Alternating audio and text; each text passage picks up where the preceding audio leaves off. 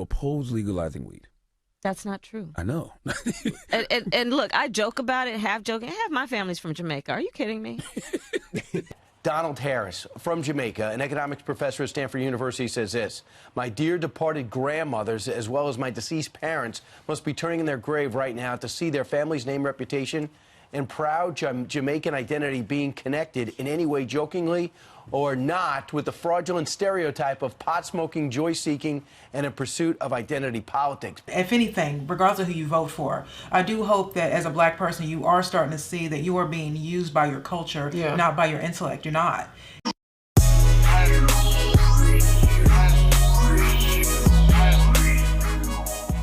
Kamala Harris, she had a rally in Atlanta, as you guys probably know. She had Megan Thee Stallion as her opening, like, you know, I guess a little concert, because, you know, Democrats have to have that part for sure. Crazy curvy weight, yeah, yeah. Body crazy curvy weight, yeah, yeah.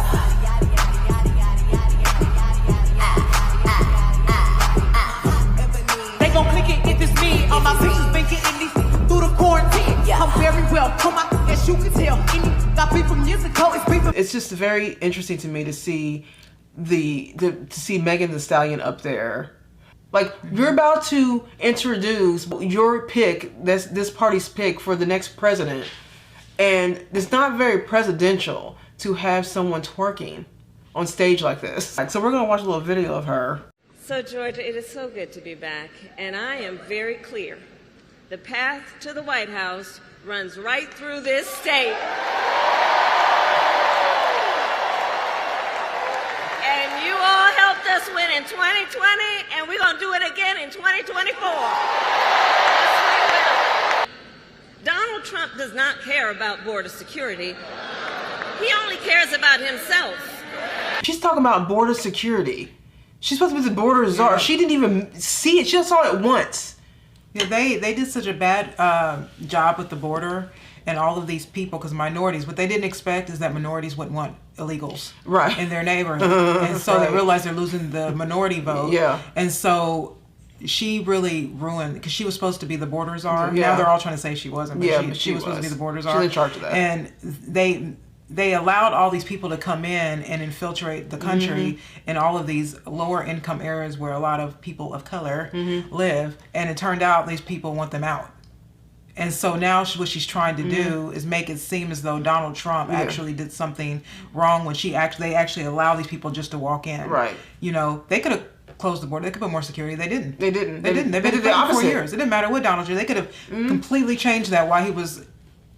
Why he's been president. Didn't do it. You know, I call it an invasion. People keep calling it the immigrant problem, a migrant problem, but I'm just gonna call it what it is. It's an invasion at this point. Okay, they're just. Have you seen some of the new videos where they're just piling in? It's like it's a literal invasion. There is no more migrant. That's a cute word. No, we're talking about what this is. This is an invasion, and just to hear her even talk about the border is crazy to me. When she did such a horrible job on it. By the way, black people did not care about the border, which is probably why they're shocked. Right. Because because like if you think about like Chicago, for instance, Chicago, what's his name? Brendan Johnson. He said what he was going to do, and they voted him in because he was black. Right. You know what I mean? And then when the migrants came in and they started to flood their area. Now they all kind of hate him. Right. And I was just like, yeah, but this is what happens when you vote for people who are just because they're black or they're a woman or something like that. You have to actually hear what their platform really is. Right. And so now all these people are like, yeah, we don't want them here. Yeah. When they really didn't. Before they were all like, yeah, we need to have borderless. We need to accept everybody. Yeah. Until everybody came. Yeah. And now they're like, oh, no, we need them out. The momentum in this race is shifting. And there are signs that Donald Trump is feeling it. You may have noticed. So last week, you may have seen, he pulled out of the debate in September he had previously agreed to.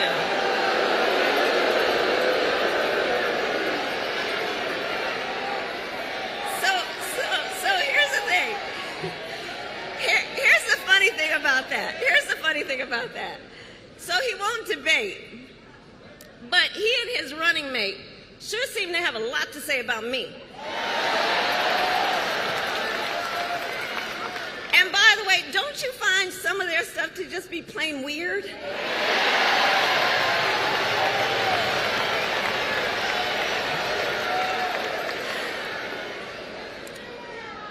Well, Donald,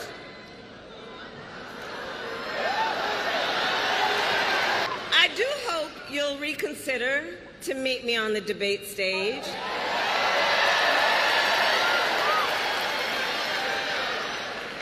Because as the saying goes, if you've got something to say, say it to my face. So that's the delusion that Kamala Harris is trying to give people, right? And they're all back there. Well, of Donald course, Trump falling ain't for for it. you. Okay, first of all, Donald Trump said that he would debate Kamala Harris when she is the actual nominee. Why would he waste a debate with somebody who could be a loser? Yeah. First of all, they were trying to figure out the Biden thing. We got to figure it out now. Obviously, she's going to be the one. Oh, Kamala. What a mess. You don't hear much about Kamala Harris's father, but he's estranged from her, apparently. He talks about her and identity politics, and I thought that was really interesting to me, so I just want to watch this real quick. Gosh, do you remember when Kamala Harris, she had that radio interview with Breakfast Club? It was released. We talked about it. She admitted that she smoked pot. When they asked her if she was pro-legalizing marijuana, she said, "Of course I smoked marijuana. Half my family's from Jamaica. Are you kidding me?" Well, her own father had a problem with that. But listen to what she said on the Breakfast Club. They say you oppose legalizing weed. That's not true. I know. And look, I joke about it, half joking. Half my family's from Jamaica. Are you kidding me? You ever smoked? I have. Okay. Like in And college, I inhaled. I did inhale. Okay.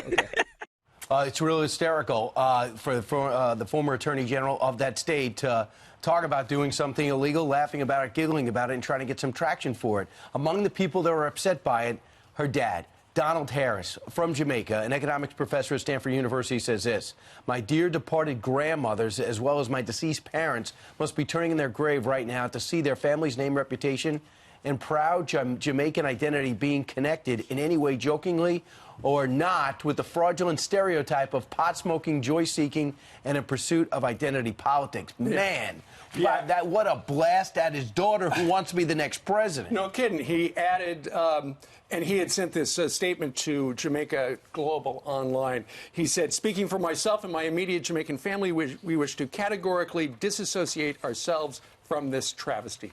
The campaign had no comment as of yesterday. It should be pointed out that Kamala Harris's parents divorced when she was younger, and her mother raised her and her sister. But her father still had a big part of her life, according to Absolutely. the report.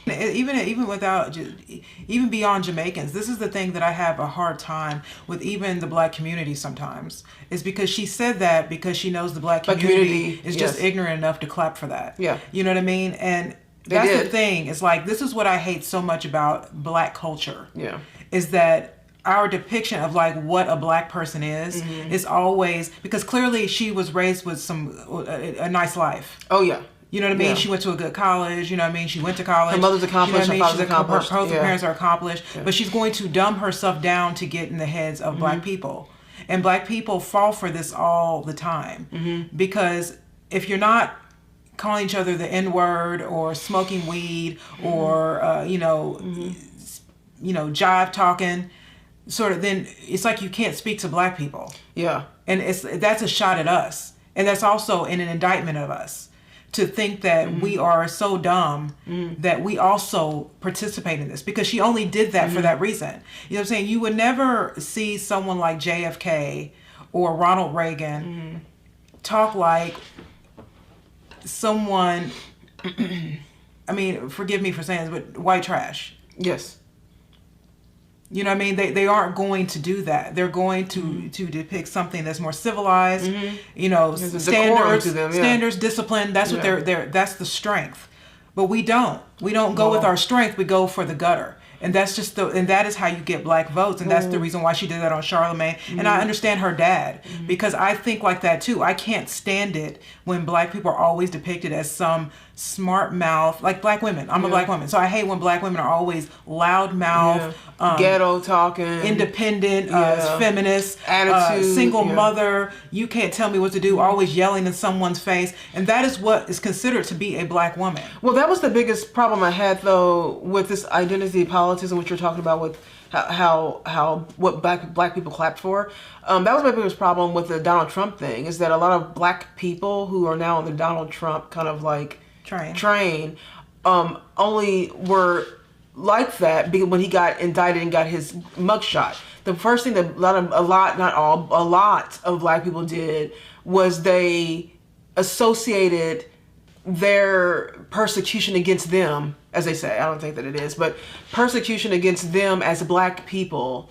And now Donald Trump is now cool because he has a mugshot and we can relate to you in that way. And I felt like when black people do that, when they put themselves in the category of, victim one, and two, we are, less than, we're in jail all the time and stuff like that. Like, I feel like, even like when he got shot, they started playing that 50 Cent song with him, that 50 Cent Mini Men. They started playing that song. Like, there's this whole like culture where I think that we try to grab onto and associate it with something that's not. You know what I mean? That just goes to show you that the Democratic Party feels that they have a stranglehold. And they do. And they do. And they do. That's just the truth. For sure. Which is why her father called out the identity politics with this, because he's like saying that his mother and his ancestors must be rolling around in their grave at hearing a woman talk about her own culture as being these pot smoking, weed head. Because the idea when people talk about weed, the first thing you think is lazy, kind of like a bummish. You don't really get things done. You're slow. So for her to associate that with Jamaicans as in general, to me, it was just very irresponsible. And it's and maybe she felt comfortable doing that because she wasn't raised with the Jamaican side. Right. And again, I blame the black community for this, because if you can only clap for Donald Trump because you think he went to jail because you go to jail. Yeah.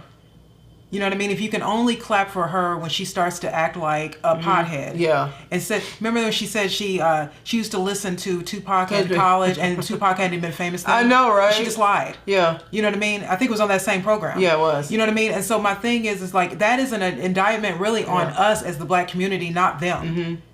We clapped for that. Because we clapped for that. By the way, her rally, the people that were there, said that when Megan Thee Stallion got done performing, people were really kind of over it. When Kamala came out, the first 15 minutes, I think her speech was like 35 minutes or something, people started exiting out like 10 minutes into her speaking.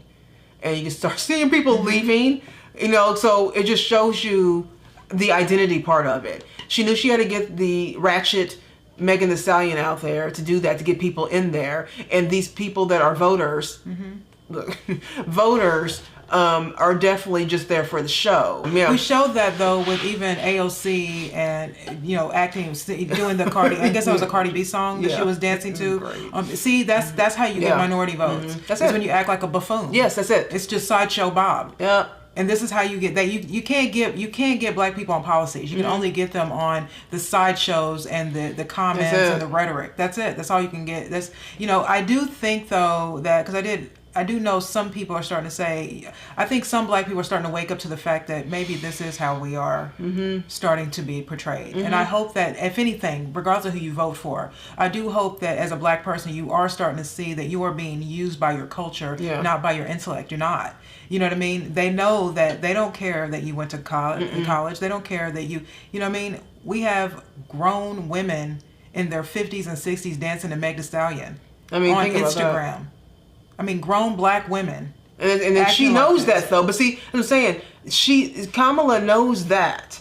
So as long as she understands that black people are still in that mentality of entertainment, just that's it. Entertainment when it comes to this, she's gonna keep doing that. She's gonna keep riding that train. It's cringy. It's quite disturbing. And you're I'm embarrassed for you, really. All right, so let us know what you think.